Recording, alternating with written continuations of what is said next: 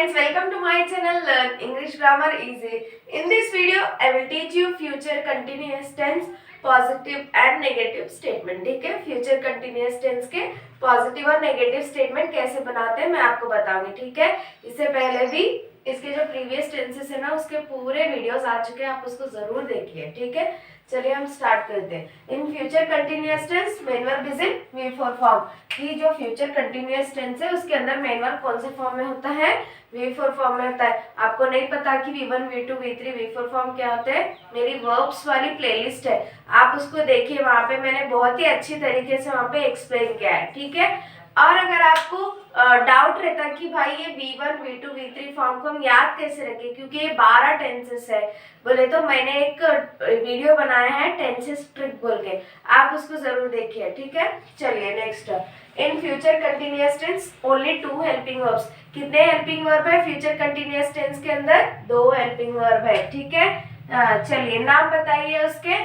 They are, will, be. ठीक है, वो कौन से है? विल और बी है. और विल बी हम किसके साथ इस्तेमाल करते हैं? विल बी जो है हम जो सभी सब्जेक्ट है हमारे उन सब के साथ हम इस्तेमाल करते हैं. ठीक है, चलिए अभी हम आपको एग्जांपल्स डिटेल में बताते हैं. चलिए एग्जाम्पल्स बताते हैं हम आपको. फर्स्ट एग्जाम्पल है हमारा, कौन सा है?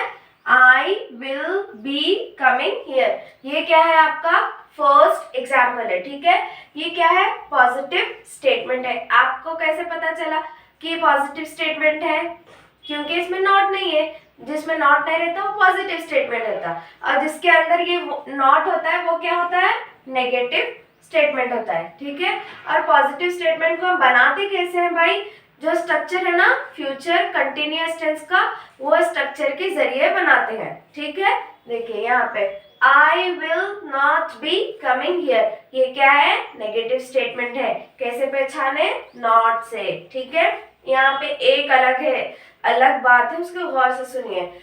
जो हमारा कॉमन एक जनरल रूल मैंने आपको बताया था, जनरल ट्रिक बताई थी, वो क्या बताई थी कि जो हमारा नॉट है ना वो किसके बीच में आता है? हेल्पिंग वर्ब और मेन वर्ब के बीच में आता है. लेकिन यहाँ पे गौर करने की बात है फ्यूचर कंटिन्यूअस टेंस के अंदर कि जो नॉट आता है ना भाई, ये आपका ये जो आपका नॉट है वो किसके बीच में है? विल. विल क्या है? तो आपका हेल्पिंग वर्ब 1 है. बी क्या है? आपका हेल्पिंग वर्ब 2 है. हेल्पिंग वर्ब के बीच में आता है. ठीक है, चलिए आपको आसान करने के लिए मैं और एक ट्रिक देती हूँ.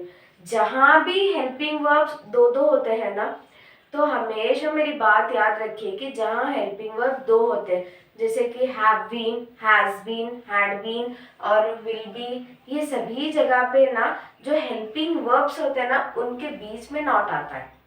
समझ में आया?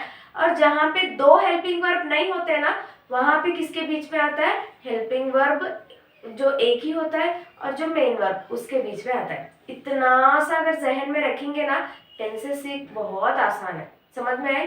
Next, you will be going there, ये क्या है? पॉजिटिव स्टेटमेंट है. Next, you will not be going there, ये क्या है? नेगेटिव स्टेटमेंट है. कैसे पहचाने? नॉट से पहचाने. ठीक है, नॉट आपका कहाँ आया है? हेल्पिंग वर्ब 1 और हेल्पिंग वर्ब 2 के बीच में है. चलिए next example, he will be teaching English, ये क्या है? पॉजिटिव स्टेटमेंट है. Next, he will not be teaching English, not क्या है आपका? क्या इंडिकेट करता है कि ये नेगेटिव स्टेटमेंट है.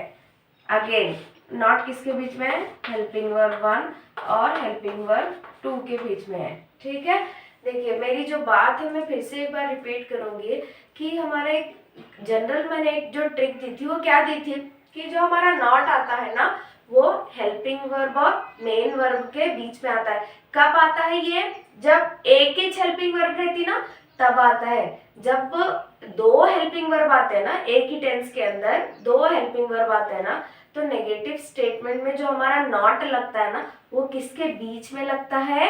हेल्पिंग वर्ब 1 और हेल्पिंग वर्ब 2 के बीच में लगता है. ठीक है, ये चीज जो है आप गौर से सुनो, ऑब्जर्व करो टेंसेस को, आपके माइंड में बैठ जाएगा.